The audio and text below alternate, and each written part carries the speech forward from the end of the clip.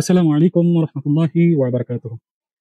সম্মানিত দর্শক মন্ডলী, আপনাদেরকে জানাচ্ছি আন্তরিক শুভেচ্ছা এবং অভিনন্দন।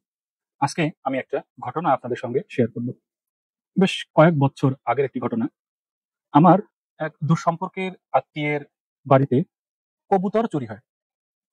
তো আমি ফজরের নামাজ পড়ে বের হওয়ার পর তিনি আমাকে খোঁজ করলেন যে একটু আসুক, আমার বাসায় কবুতর চুরি হয়েছে, দেখি তো কি করা যায়। তো ওনার বাসা থেকে বেশ কয়েক জোড়া কবুতর চুরি হয়।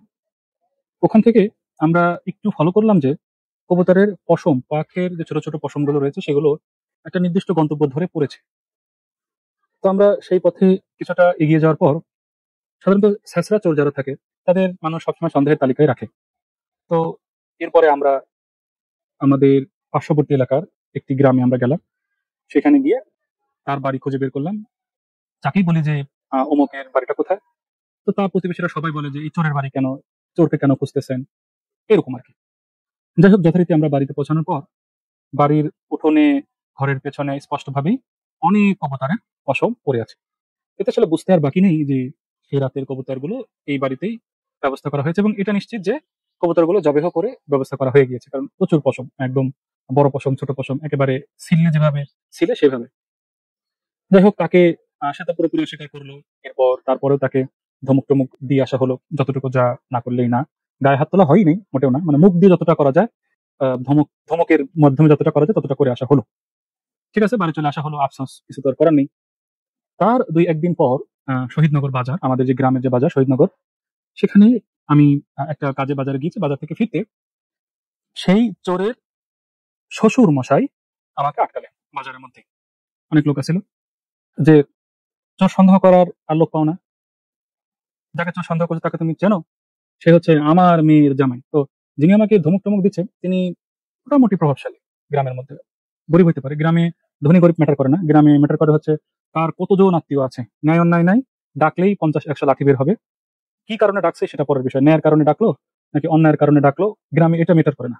গ্রামে যেটা গুরুত্বপূর্ণ, যেটা ধর্তব্যের বিষয়, সেটি হলো যে আমাকে ডেকেছে কিনা। এখন ন্যায় কাজে ডাকলে ডেকেছে, অন্যায় কাজে ডাকলে ডেকেছে, ডেকেছে আমি কাজ করবো। তো এরকম একটা ফ্যামিলির লোক সে। এবার তুমি কি জানো আমি তোমাকে কি করতে পারি? আর তুমি যাকে থ্রেট দিয়ে এসেছো, যাকে চোর মনে করে যাতা বলে এসেছো, সে আমার মেয়ের জামাই, তুমি কি এটা জানো না? তুমি এত বড় সাহস দেখিয়ে এসেছো। আমি কিচ্ছু বলতে পারি নাই, কিছু বললামও না, এবং বেশ কিছু গোছানো কথা আমার ভেতরে এসেছিল, আমি বলি নাই। সেফ ধৈর্য ধরে চলে এসেছি। অবশ্যই যদি আমি ১০টা কথা বলতে চাইতাম, অথবা তার ১০টা কথার বিপরীতে আমি ২টি কথা বলতে চাইতাম, অবশ্যই আমি বলতে পারতাম। ঠিক আছে, বেশ কেটে গেল সেই সময়টা। বেশ কিছুদিন পর সেই চোর, বাংলা হিসাব, সেই চোর, চোরই বলবো, সেই চোর আমাদের শহীদনগর গ্রামে আরো একজন প্রভাবশালীর বাড়িতে চুরি করেছে, এবং তারা সন্দেহ করে ঠিক তার বাড়িতেই চলে গিয়েছে, আমরা যেভাবে গিয়েছিলাম। এখন তার বাড়িতে চুরি করার পর তারা তো আর দেখে নাই কে কার জামাই, কারণ তারা মোটামুটি এই যে শ্বশুর মশাই তার থেকে যথেষ্ট প্রভাবশালী। সেই চোর বেটাকে ধরে পিঠমোড়া করে বেঁধে থাপড়াতে থাপড়াতে বাজার দিয়ে, গ্রামের মধ্যে দিয়ে হেঁটে হেঁটে খোঁজ করাচ্ছে, মোবাইল কোথায় ফেলেছিস, মোবাইলের সিম কোথায় ফেলেছিস, ইত্যাদি ইত্যাদি ইত্যাদি। আমি সেদিন ভাবলাম, সেদিন ধৈর্য ধরে কত বড় না কাজটা করেছিলাম আমি। আল্লাহ তাআলা আমার মতো নিরীহ মানুষের সাথে যারা দুর্ব্যবহার করলো, আল্লাহ তাআলা তাদেরকে কিভাবে শিক্ষাটা দিয়ে দিল। আমি সেদিন কিছু করতে পারি নাই, আমরা মুখ দিয়ে বড় যদি একটা ধমক দিয়ে এসেছিলাম।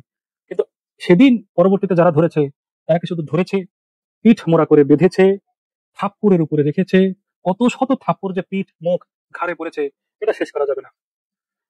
বাজারে যখন নিয়ে গেল, সেই শ্বশুর মশাই চা খাচ্ছিল, লজ্জায় অপমানে মাটির দিকে তাকিয়ে রইল। তাকে যেথায় যেথায় ঘুরেছিস, কোথায় কোথায় মোবাইলের সিম ফেলেছিস, কোথায় ব্যাটারি ফেলেছিস, কি করেছিস, সারা এলাকার মানুষ এই জামাই মশাইয়ের, চোর মশাইয়ের পিছনে পিছনে ঘুরলো, দেখলাম। এবং সেই তার তার অল্প কিছুদিন আগের অতীত হাতড়াইলাম, যে আসলেও যারা দুর্বল নিরীহ মানুষ, তাদের সাথে আল্লাহ থাকেন, এবং তাদের অপমানের জবাব আল্লাহ রাব্বুল আলামিন ফেরত দেন। এটার সবচাইতে বড় উদাহরণ আমার এই ঘটনাটা। এজন্য আমরা অবশ্যই শিক্ষা নিব। আমি বিশ্বাস করি, আমি আমি সবসময় সত্যের পথে থাকি। আমি কখনো মিথ্যাকে গ্রহণ করি না, মিথ্যাকে আমি আশ্রয় দেই না, এবং আমার মধ্যে মিথ্যার কোনো জায়গা নেই। আমি সত্যের পথে থাকি, সত্য কথা বলি। তাই আল্লাহ তাআলা আমাকে ভালোবাসেন, এবং আমার সাথে সেদিন সেই বেদবির শাস্তি আল্লাহ তাআলা তাকে ঠিক ১-১.৫ মাসের মধ্যে ফেরত দিয়ে দিয়েছিলেন, এবং খুব ভালোভাবে ফেরত দিয়ে দিয়েছিলেন। এটাই ছিল গল্পের মেসেজ। জানি না এখান থেকে কে কি শিখবো আমরা। আমার জন্য দোয়া করবেন। ভালো থাকুন। আসসালামু আলাইকুম ওয়া রাহমাতুল্লাহি ওয়া বারাকাতুহু।